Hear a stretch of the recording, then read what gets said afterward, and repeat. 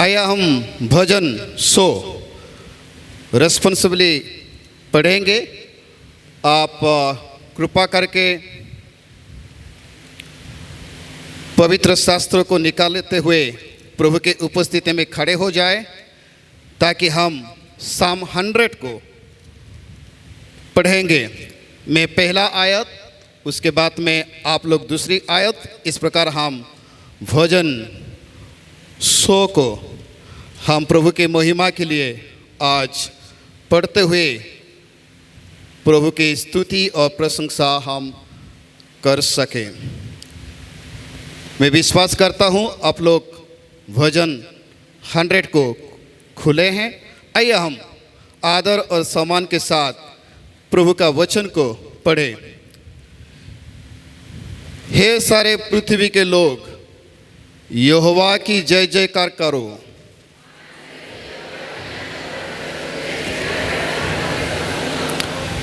निश्चय जानो कि यहोवा ही परमेश्वर है। उसने हमको बनाया और हम उसके हैं। हम उसकी प्रजा और उसकी चराई के भेड़ हैं।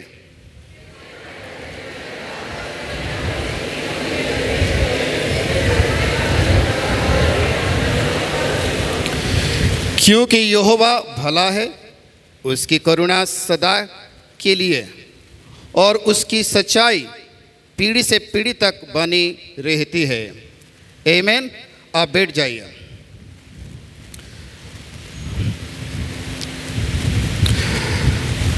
मैं सबसे पहले पिता परमेश्वर का धन्यवाद करना चाहता हूँ, साथ ही साथ हमारे मुख्य पासवान का भी धन्यवाद देना चाहता हूँ, जिन्होंने आज प्रभु के वचन से कुछ बातें रखने के लिए जो अवसर दिया।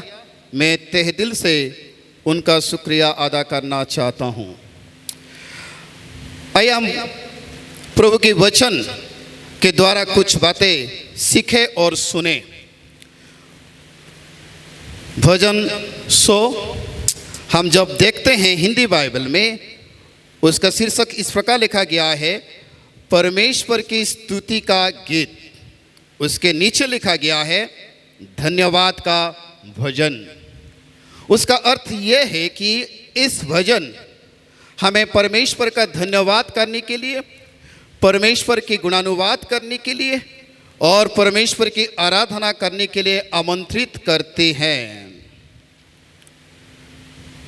हम जब परमेश्वर की उपस्थिति में आते हैं, हमें यह जानना जरूरी है कि worship is not a responsibility but it is a lifestyle. आराधना करना हमारा कर्तव्य नहीं है, परंतु हमारी जिंदगी है। एक मसीह होने के नाते हम यहोवा परमेश्वर का आराधना निरंतर करते जाए। ईसाया नबी का पुस्तक अध्याय 43 उसका 7वीं आयत में हम पढ़ते हैं कि यहोवा परमेश्वर हमें इसलिए सृष्टि किया ताकि हम उसके गुणानुवाद कर सके, ताकि हम उसकी आराधना कर सके, ताकि हम उसके उपस्थिति में आकर के उनकी बढ़ाई कर सके। इसलिए मेरे मित्रों, इस भजन के द्वारा भजनकार हमें यह कहता है कि जब हम परमेश्वर की उपस्थिति में आते हैं तो हमें परमेश्वर की उपस्थिति में क्या करनी चाहिए। यदि आप हिब्रू बाइबल को देखते हैं तो हिब्रू बाइबल के मुताबिक the dominant verb that is here is do something for God. Hebrew Bible के मुताबिक जो महत्वपूर्ण जो वर्ब है उसमें इस प्रकार कहा जाता है कि डू समथिंग फॉर गॉड। क्या करनी चाहिए ये भी दर्शाती है। जब हम परमेश्वर की उपस्थिति में आते हैं तो हमें कुछ ना कुछ परमेश्वर की महिमा के लिए करनी चाहिए। ये गीत भी हो सकता है, तालियां भी हो सकता है, वचन की सेवकाई भी हो सकता है, प्रार्थना की सेवकाई भी हो सकता है, नृत्य भी हो सकता है और उद्बोधन का वचन भी हो सकता है। कुछ ना कुछ हम परमेश्वर की महिमा के लिए हमें करनी चाहिए। इसलिए भजनकार हमें एक प्रक्रिया को प्रदान करता है। Here we see a paradigm of praise or a pattern of praise. हम इस भजन के द्वारा एक प्रणाली को देखते हैं, जिस प्रणाली के माध्यम से हम यहोवा परमेश्वर की उपासना आराधना कर सकते हैं। और इसलिए पहला आयत में हम देखते हैं, इसमें इस प्रकार लिखा गया है, हे सारी पृथ्वी के लोग यहोवा की जय जयकार करो। इसमें हर एक को आह्वान किया गया है, सारे पृथ्वी के लोग, बुढ़े भी हो सकते हैं, बच्चे भी हो सकते हैं, महिला भी हो सकते हैं, पुरुष भी हो सकते हैं, जवान भी हो सकते हैं। सारे लोगों के लिए आदेश है कि हम यहोवा परमेश्वर का गुणानुवाद करें, यहोवा परमेश्वर का जय जयकार करें।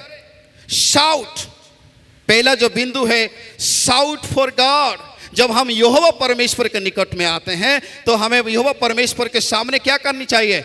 चिल्ला चिल्ला के जय जयकार करनी चाहिए। जो शब्द वहाँ पर उपयोग किया गया है वो शब्द ऑलमोस्ट लाइक जब हम क्रिकेट मैच देखते हैं, यदि हमारे फेवरेट प्लेयर यदि अच्छा खेल रहा है तो हम क्या करते हैं? चिल्लाते हैं। इस प्रकार शब्द को उपयोग किया गया है। आदर और सम्मान के साथ हम यहोवा परमेश्वर को क्या करनी चाहिए? धन्यवाद करनी चाहिए, चिल्लाना चाहिए, ऊंची आवाज से यहोवा परमेश्वर के स्तुति और प्रशंसा करनी चाहिए। So the first thing we should be doing when we come to the presence of the Lord is shout for God. परमेश्वर के लिए ऊंची आवाज के साथ धन्यवाद और स्तुति और तारीफ करनी चाहिए।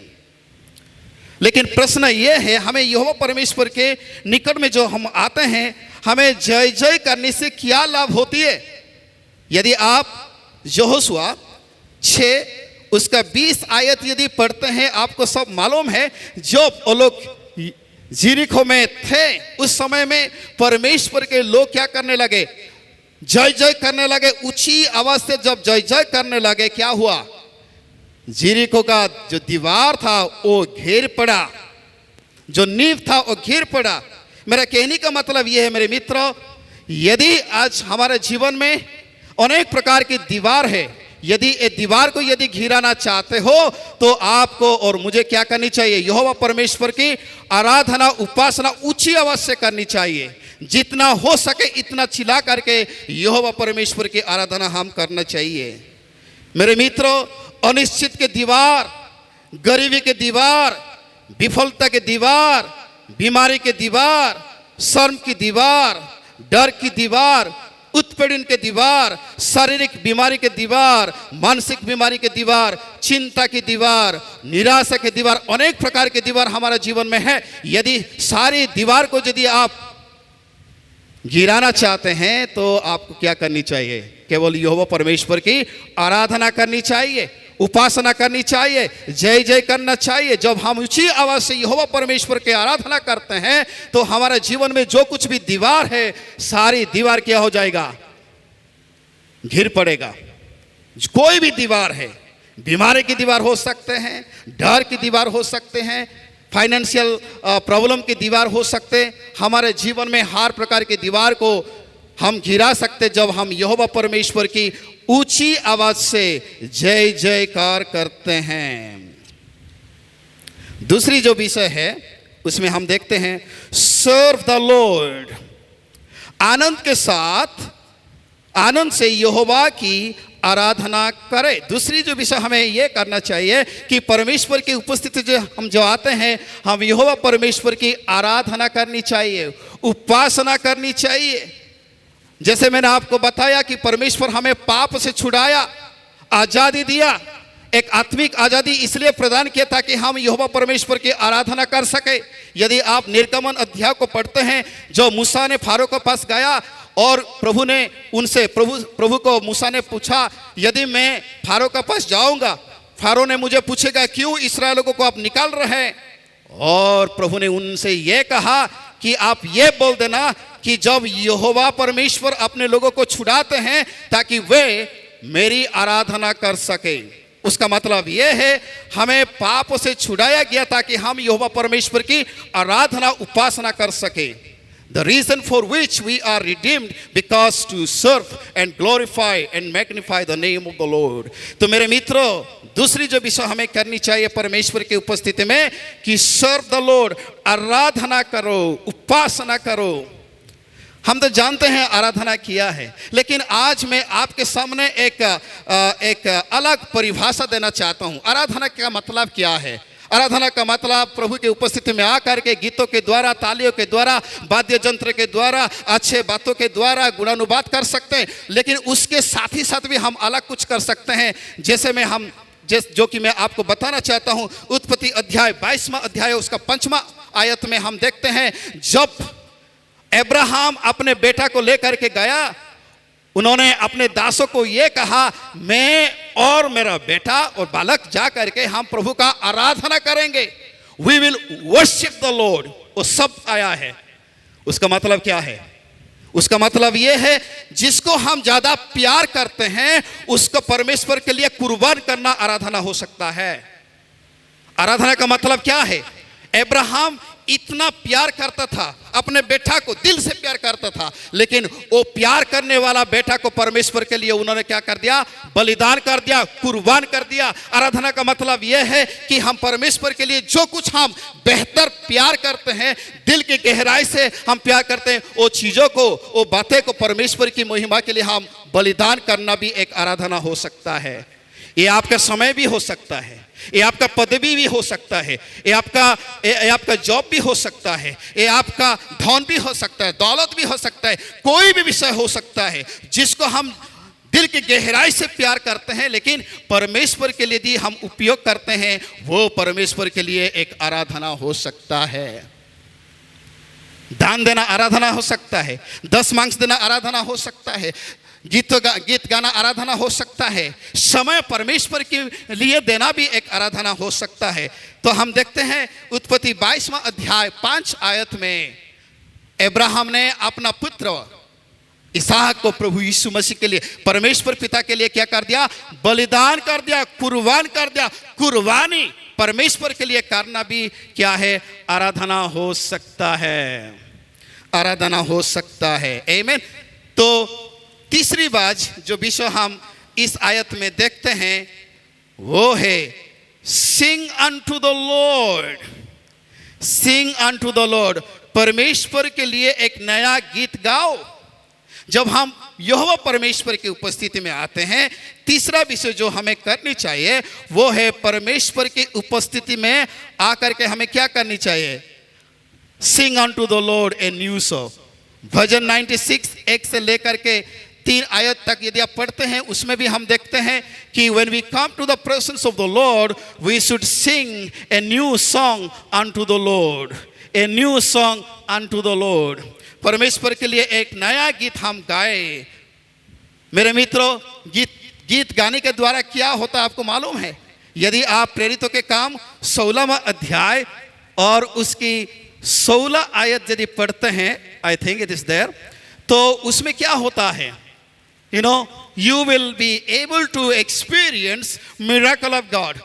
जब पौलुस और साइलस जो बंदी गृह में थे, वो लोग गीतों के द्वारा, प्रार्थना के द्वारा प्रभु का महिमा कर रहे थे, लेकिन उस समय में क्या हुआ? भूमिकंप आया और इस घर के जो भी द्वार था सब खुल गया और जितने लोग बंधे में थे हर एक बंधन खुल गया। उसका मतलब यह है, जब हम आराधना करते हैं, हमारे जीवन में जो भी बंधन है सब कुछ खुल जाएगा।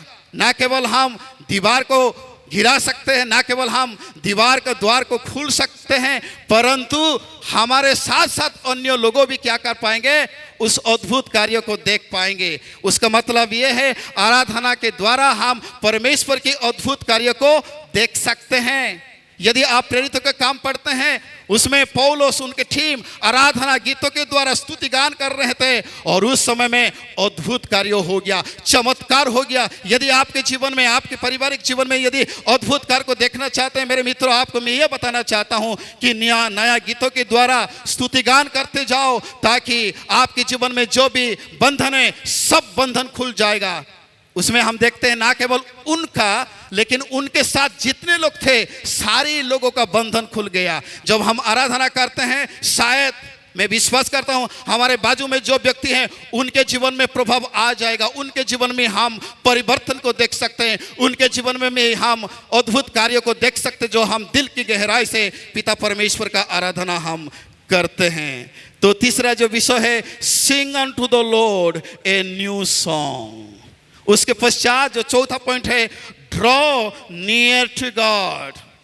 उससे पहले मैं और एक जो बात जोड़ना चाहता हूं, जब हम आराधना करने के लिए आते हैं, प्रभु किस प्रकार व्यक्ति को आराधना में शामिल देखना चाहते हैं।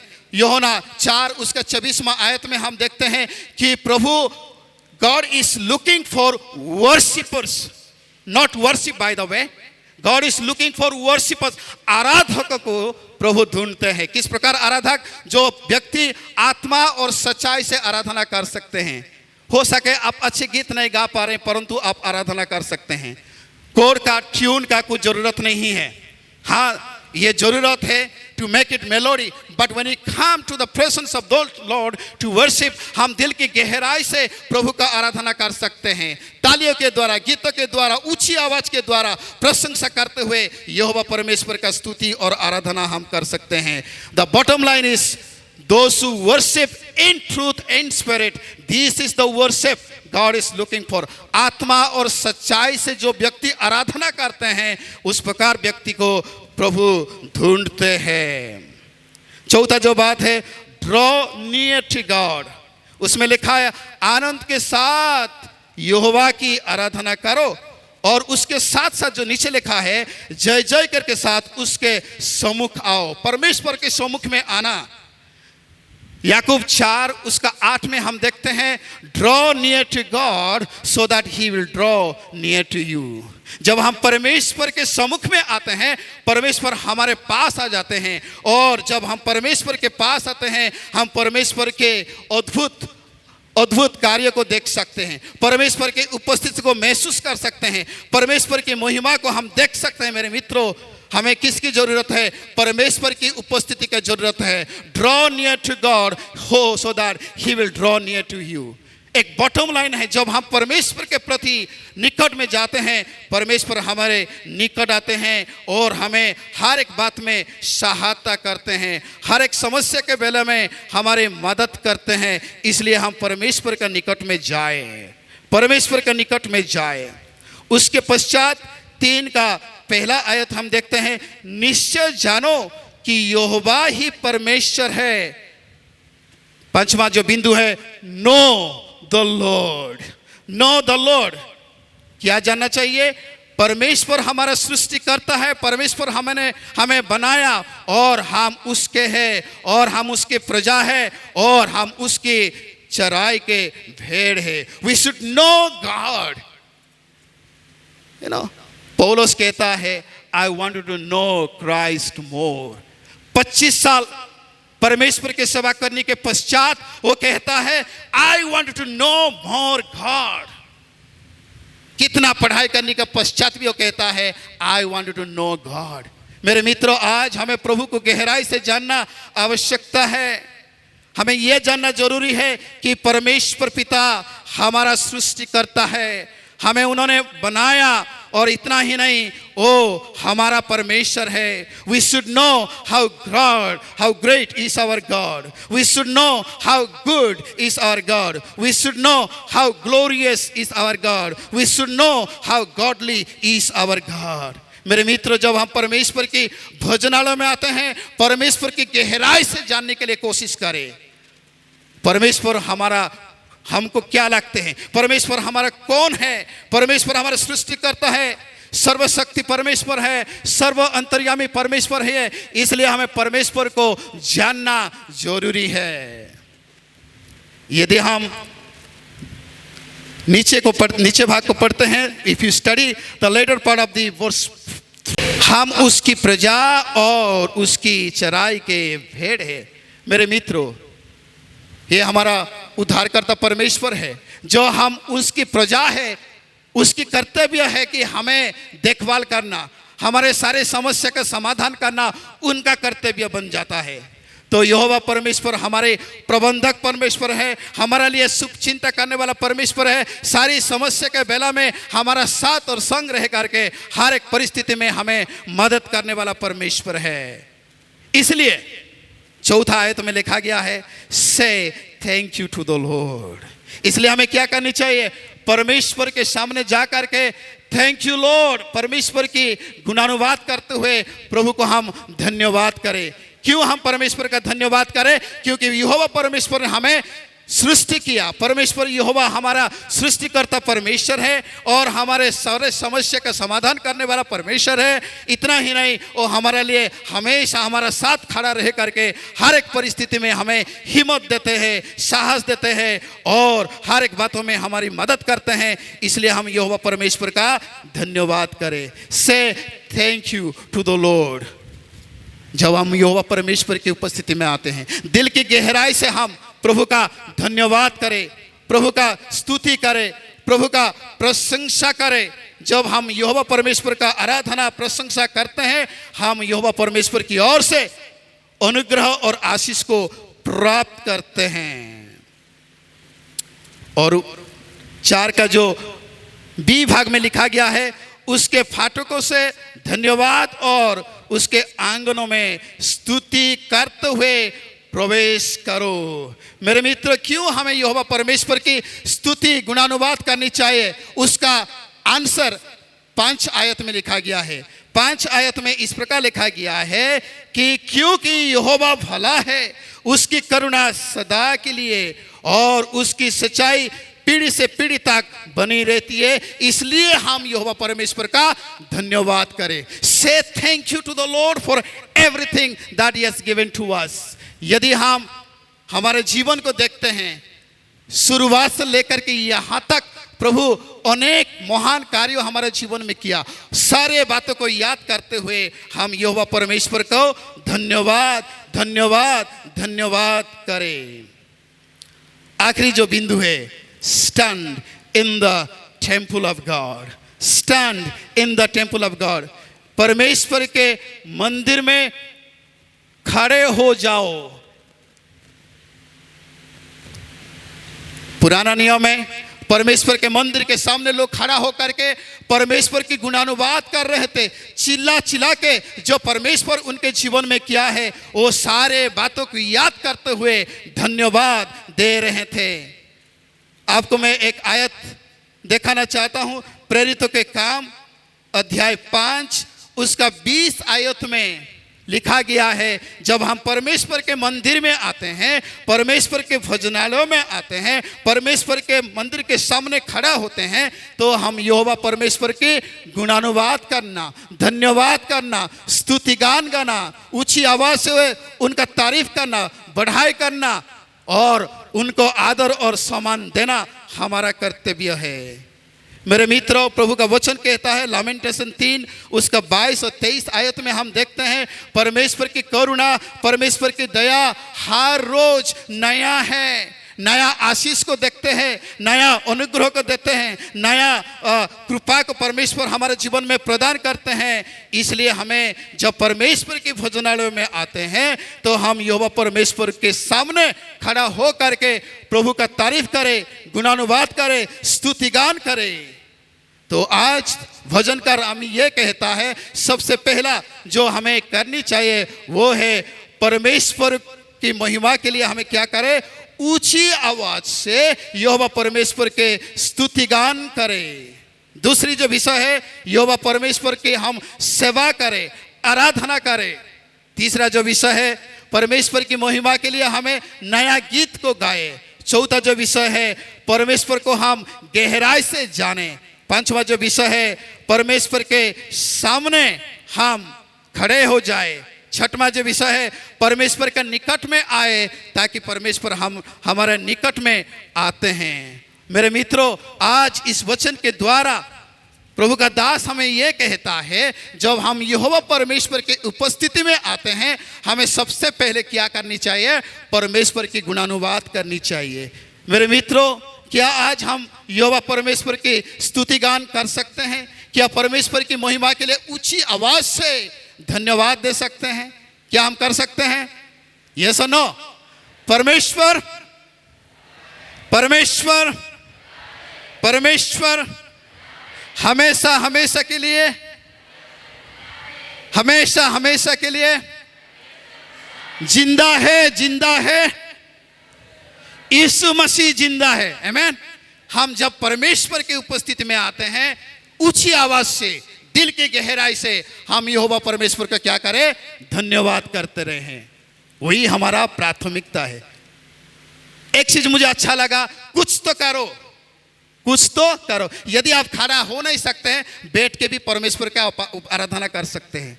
यदि आप गा नहीं पा रहे हैं, तालियों के द्वारा भी परमेश्वर की आराधना कर सकते हैं। कुछ तो परमेश्वर की महिमा के लिए आप करो।